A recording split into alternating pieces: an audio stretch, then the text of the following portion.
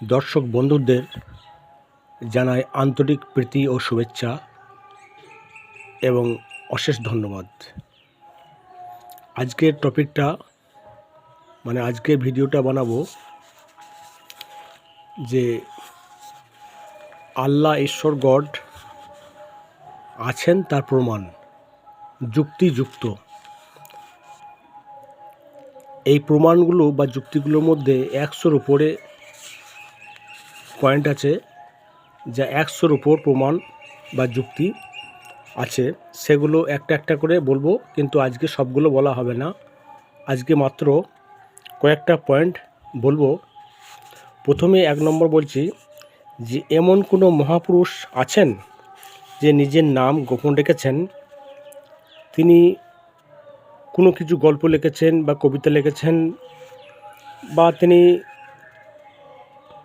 কোনো মোবাইল আবিষ্কার করেছেন, টিভি আবিষ্কার করেছেন, বা কম্পিউটার আবিষ্কার করেছেন, বা রোবট আবিষ্কার করেছেন।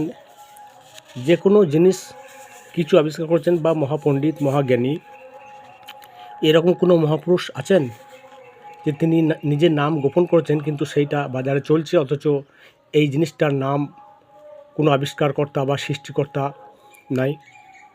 এরকম কোনো মহাপুরুষ নেই। তাহলে যদি আমরা মনে করি যে কোরআন শরীফটা আল্লাহর বা ঈশ্বরের নয়, কোনো গডের নয়, তাহলে তো আমাদের হযরত মুহাম্মদ মুস্তাফা সাল্লাল্লাহু আলাইহি ওয়াসাল্লাম উনি বলতেন যে আমি এটা লিখেছি। তাহলে এত বড় একটা বই লিখেছেন, যার ভুল আজ পর্যন্ত 1400 বছর হয়ে গেল, যে কোনো লেখক, কোনো বিজ্ঞানী এটাকে কোনো একটা অক্ষর, একটা লাইন কাটতে পারছে না। তাহলে এখানে প্রমাণিত হয় যে কোনো মহাপুরুষই বলতে পারবে না যে আমি বই লিখেছি বা কোনোটা আবিষ্কার করেছি, কিন্তু তার নাম নেই, অথচ বাজার চলছে। একটা বাস বাজার চলছে, কিন্তু বাসটাকে আবিষ্কার করেছে, এরকম কোনো প্রমাণ আপনি পাবেন না। একটা মোবাইল আমরা চালাচ্ছি, কিন্তু মোবাইলটাকে আবিষ্কার করেছে, এটার প্রমাণ পাবেন না, এরকম নয়। সুতরাং এখান থেকে একটা প্রমাণ আপনি ভালোভাবে পেয়ে যাচ্ছেন যে বইটা হযরত মুহাম্মদ সাল্লাল্লাহু আলাইহি ওয়াসাল্লাম লেখেননি, বা কোনো মানুষ লেখেননি। এটা ঈশ্বরের বা আল্লাহর বা গডের এটা নির্দেশিত একটা বই। বিবর্তন 2 নম্বর, বিবর্তন যদি হয় তাহলে আমার ছেলে আছে, পিতা আছে, পিতার পিতা আছে, পিতার দাদু আছে, দাদুর দাদু আছে, দাদুর পিতা আছে, তার পিতা আছে, তার পিতা, তার পিতা, এইভাবে এটা চলতেই থাকবে। সুতরাং এটা কোনোদিন থামবে না। তাহলে এক জায়গায় এটাকে কেউ থামাতে পারবেন না বিবর্তনের মত অনুযায়ী। 3 নম্বর, বিজ্ঞানী ডকিন্সের মতবাদ যে 2টি চোখ সমাজে দেখতে পাওয়া যায়, এটা কাহারও একটু উন্নত, কাহারও বা নেই, কারো বা শুধু আলো অন্ধকার একটু বুঝেন, কেউ বা একবারই বুঝেন না, কেউ একটু দেখতে পায়, কেউ কালার বুঝতে পারে না কোনো প্রাণী। এটা ডকিন্সের মতবাদ। কিন্তু তাই যদি হবে। 4 নম্বর, কোরআন শরীফে কোনো ভুল নেই আজও পর্যন্ত, কেউ ধরতে পারবে না। 5 নম্বর, কিছু নাস্তিক ভাইরা মনে করেন যে ধর্ম মানুষের ওপর জোর করে চাপিয়ে দেয়। এটা ভুল। কোনো মানুষকেই ধর্ম জোর করে চাপিয়ে দেওয়া হয় না। 6 নম্বর, ঈশ্বর ভগবান গড আল্লাহ এক শক্তি নেই বলা সহজ, কিন্তু আছে বলাটা বড় কঠিন। কারণ আছে বললে কত সময় ধরে আছে, কেন আছে, কি খান, কি কাজ করেন, কত বড়, এই যে বিভিন্ন ধরনের প্রশ্ন, এই প্রশ্নগুলো আসবে। সুতরাং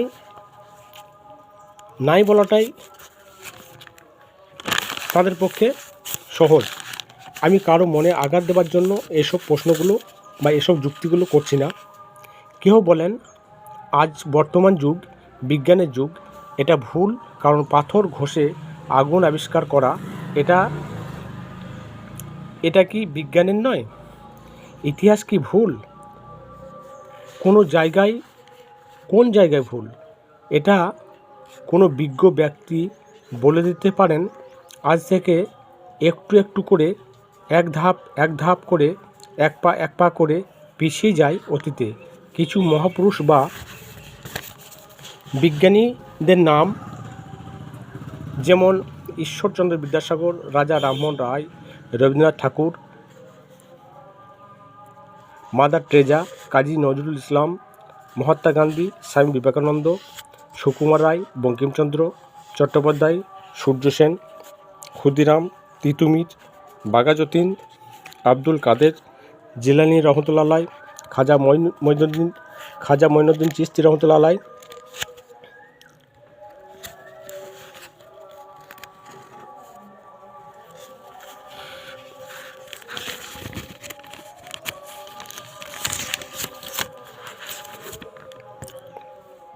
এটা দুটো দলে বিভক্ত হলো।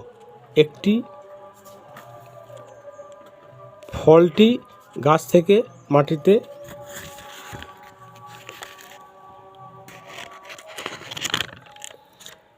দ্বিতীয়ত চিশতি রহমতুল্লাহ আলাইহ বা হুমায়ুন, বাবর, আকবর, শেরশাহ, অরঙ্গজেব, ওমর ফারুক রাদিয়াল্লাহু আনহু, বেলাল রাদিয়াল্লাহু আনহু, ফেরাউন, মুসা, নমরুদ, ওসমান গনি রাদিয়াল্লাহু আনহু,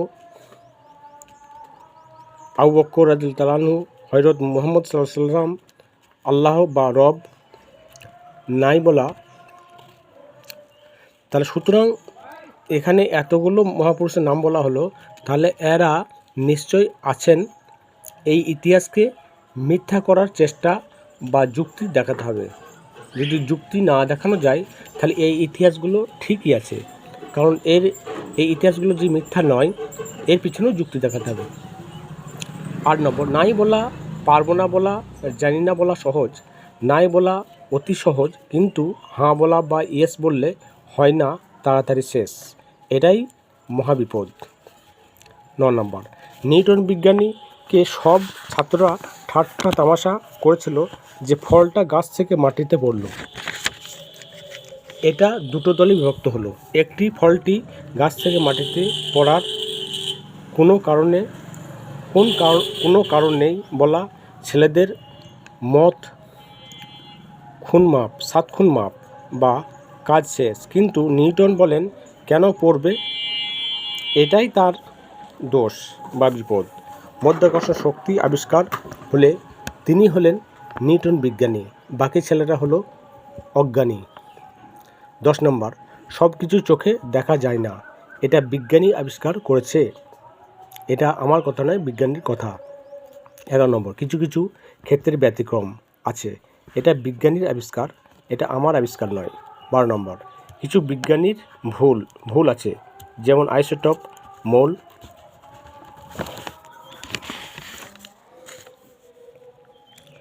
অক্সিজেন ছাড়া আগুন জ্বলে না, আর উদ্ভিদ ছাড়া অক্সিজেন তৈরি হয় না, সূর্যে তাপ আছে মানে আগুন আছে। বিজ্ঞান এখানে চমকে গেল বা থেমে গেল। সুতরাং বিজ্ঞানী যেখানে পারে না সেখানে হারে না, তাই নতুন করে ফর্মুলা বা সূত্র নিয়ম তৈরি করে।